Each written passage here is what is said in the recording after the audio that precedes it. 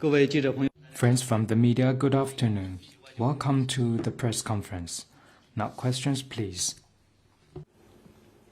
现发言人总台央视记者提问：近日，中国和东盟国家务实合。CCTV recently, the practical cooperation between China and ASEAN countries has delivered fruitful results. The joint commissioning and testing of Border Gate, which is the smart port on the border between China and Vietnam, started. Chinese company finished building the Rinting Tunnel of the East Coast Rail Link in Malaysia. However, some media commented that China is post and industries in Southeast Asian countries, including ASEAN countries. What's your comment? China and ASEAN countries have similar visions for development, common demands, and integrated interests. When cooperating with ASEAN countries, we have always sincerely responded to each other's earnest wish of economic development and the improvement of people's well-being in the principle of equality and mutual benefit. In recent years, highlights have been created in emerging industries, including e-commerce and digital economies. Abundant outcomes have been achieved in promoting regional economic integration and facilitating cross-border travels.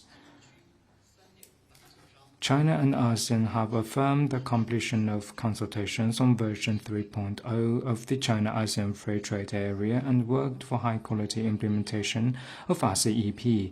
Expanding the common market, Chinese cross-border e-commerce collaborated with local ones in Southeast Asia, strengthening the synergy between competitive products and consumer markets. Chinese enterprises are building 5G network, bringing fiber optics to home and facilitating digital transformation in Southeast Asian countries. Cross-border travels are more convenient with Lancang-Mekong visa and the ASEAN visa coming into effect.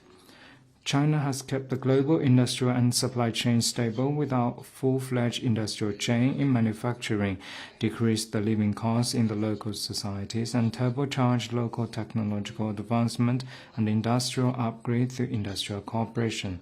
China has a max-sized market. We are implementing the strategy of expanding domestic demand and special initiatives to boost consumption. Vast potential of domestic demand will be unleashed, bringing more opportunities to our neighborhood and beyond.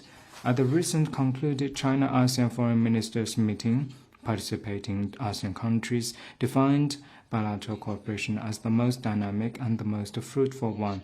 Not only is this sincere recognition of our bilateral cooperation, but it's also a positive response to China's commitment to the visions and policies, namely fostering an amicable, secure, and prosperous neighborhood, the principle of amity, sincerity, mutual benefit, and inclusiveness, and a shared future. China will work with ASEAN countries to create a robust momentum for development and prosperity. Next one, please. Thank you, spokesperson. A question from Reuters. The Paraguay. 路透社提问：巴拉圭总统表示，该国将于下月接待台湾领导人赖清德，赖清德很有可能在美国停留。中方是否已警告美国不要允许赖过境？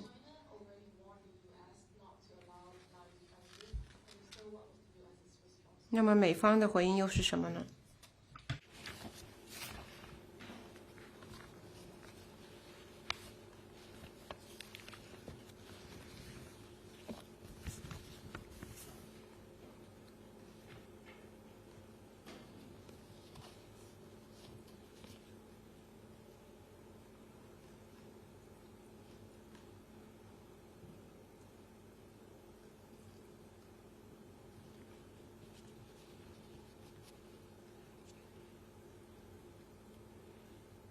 ？On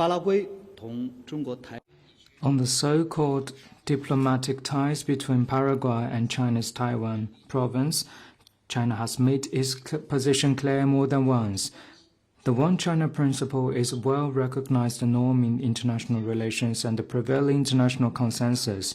Upholding the One China principle is the right thing to do, is where the arc of history bends and public opinion trends.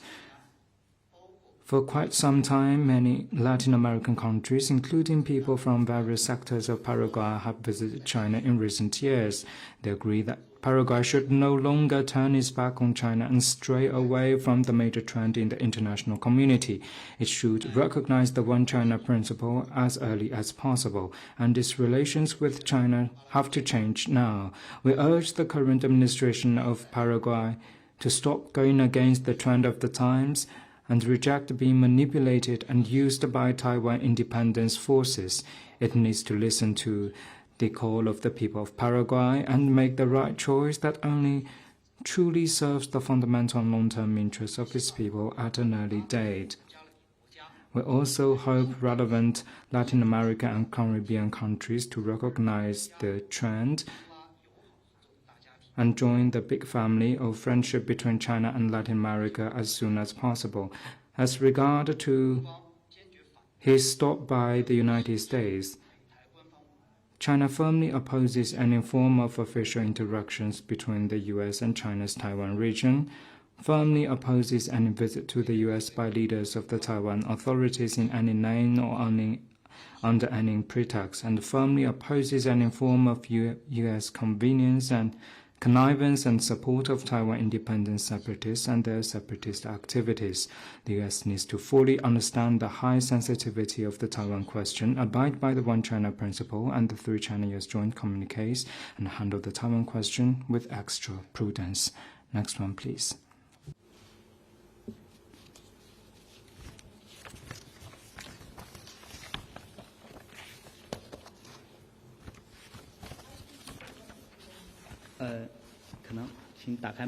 Please turn on your microphone.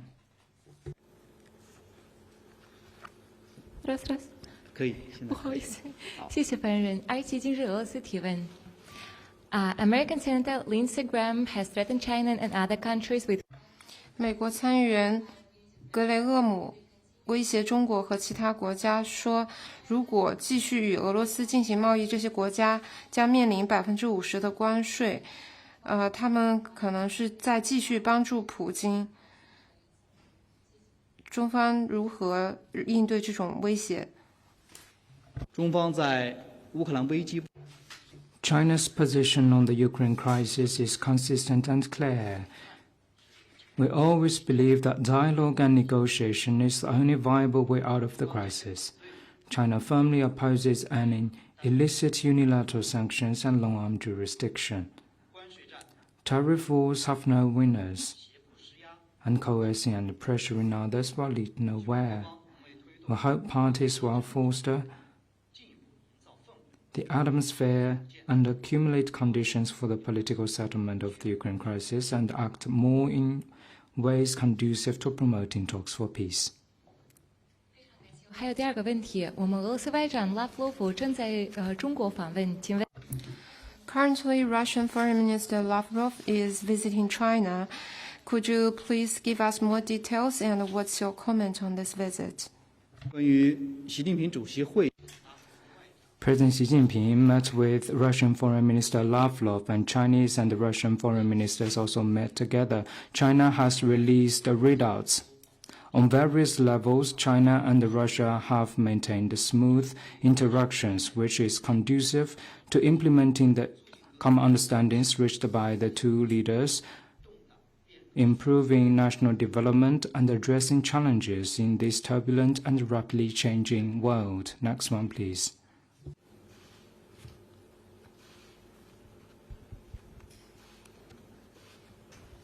谢谢发言人。环球时报环球网记者提问。据报道，美国务卿卢。 Global Times is reported that on July 11th, U.S. Secretary of State Marco Rubio announced on social media sanctions against the Cuban President, Canel, Defense Minister Lopez Miera, and Interior Minister Alvarez Casas for human rights violations, and their access to visas will be restricted. This is the first time that the U.S. sanctions denounce Canel, was China's comment. I noted relevant reports. China firmly opposes the U.S. using human rights as a pretext to wrongfully impose unilateral sanctions and interfere in Cuba's internal affairs. Over 6 decades of sweeping U.S. blockade and sanctions have devastated lives of the Cuban people. The sanctions should be lifted at once, not redoubled. China firmly supports Cuba in pursuing the development path suited to its national conditions and safeguarding its sovereignty and dignity. We urge the U.S. to immediately lift the blockade and sanctions on Cuba and remove it from the list of state sponsors of terrorism. Let me stress that if the U.S. truly cares about human rights, it should reflect on its own human rights violations at Cuba's Guantanamo Bay and elsewhere in the world in these years. Next one, please. Thank you. A question from AFP. Japan said yesterday that that China's military activity in the region could. 日本昨天称，中国在该地区的军事活动会严重影响其国家安全。你对此有评论 ？Are you referring to the Japan's white paper on its national defense? 日本新版的防务白皮书 The defense of Japan's 2025 sticks to the wrong perception of China, blatantly interferes in Chinese internal affairs and peddles the so-called China threat narrative. China strongly deploys and firmly opposes this and has lodged serious protests with Japan. Taiwan is an inalienable part of China's territory. The Taiwan question is purely China's internal affair, and how to settle it is a matter of the Chinese ourselves. China is committed to peaceful development and defensive national defense policy. Our defense, development, and military activities are legitimate and justified, and our military cooperation with other countries is consistent with international law and international practice. This year marks the 80th anniversary of the victory of the Chinese People's War of Resistance against Japanese aggression and the World Anti-Fascist War. We urge Japan to deeply reflect on its historical crime, draw lessons from history, and stop finding pretexts for its military build-up by talking up tensions in the neighborhood and issues related to China. It needs to avoid further losing the trust of its Asian neighbors and the international community. Next one, please. Thank you, spokesperson. Another question from Reuters. U.S. President Trump has threatened to impose 100% tariffs on. 特朗普总统威胁将对俄罗斯征收100%的二级关税，并且将针对其他从俄罗斯进口的国家。你对此有何评论？ 我可以在这 I just answered relevant questions. Let me reaffirm that China always believes that dialogue and negotiation is the only viable way out of the Ukraine crisis. Tariff wars have no winners. Coercing and pressuring others will lead nowhere. We hope that all parties will create atmosphere and accumulate conditions for the political settlement of the crisis and do more things that are conducive to peace talks. Next one, please.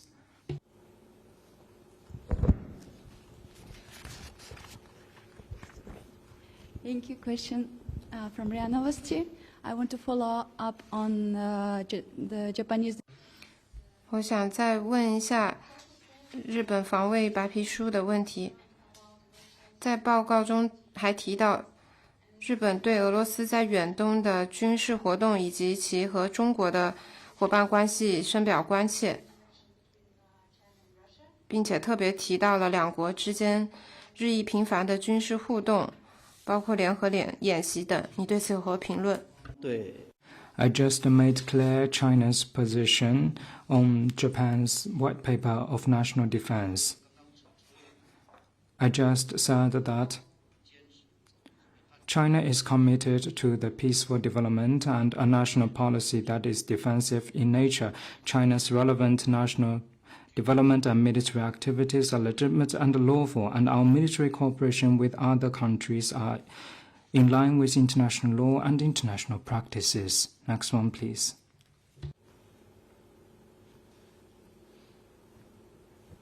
Thank you, spokesperson. Question from Reuters. The European Commission's VP, Teresa Ribera, has. 欧盟委员会副主席里贝拉对媒体称，中方已承诺制定一项新的气候目标，并且会在秋季公布。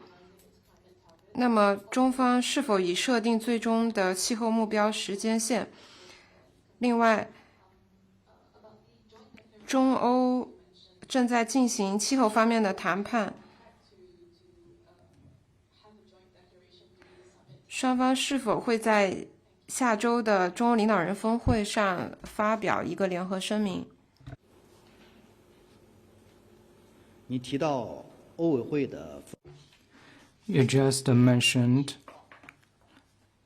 Ribera, Executive Vice President of the European Commission's visit to China. Chinese Vice Premier Ding Xuexiang has had a meeting with him, and China has released the relevant readouts. Let me say more broadly that China has always been actively implementing the UNFCCC and its Paris Agreement, greatly advancing green and low-carbon development. No matter how international landscape evolves and how the policies of other countries are adjusted, China will steadfastly advance the progress towards the goals of achieving carbon peaking by 2030 and carbon neutrality by 2060. President Xi Jinping stated at the leaders' meeting on climate and the just transition that China will announce its 2035 NDCs covering all economic sectors and all greenhouse gases before the UN Climate Change Conference in Berlin.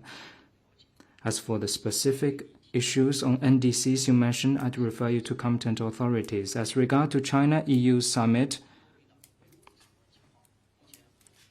I have no further information to add at the moment.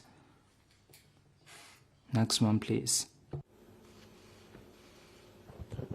Hi, this is Alan Wan from Bloomberg.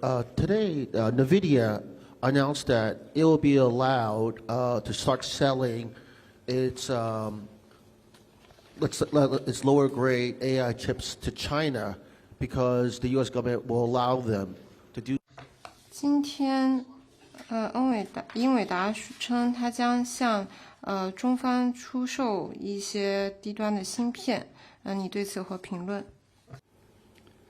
我们一般不对企业的行为。We don't make comments on activities of businesses. Let me stress that China opposes politicizing or weaponizing trade and tech issues or using them as tools. China's position on the malicious blockade and suppression on China is consistent and clear.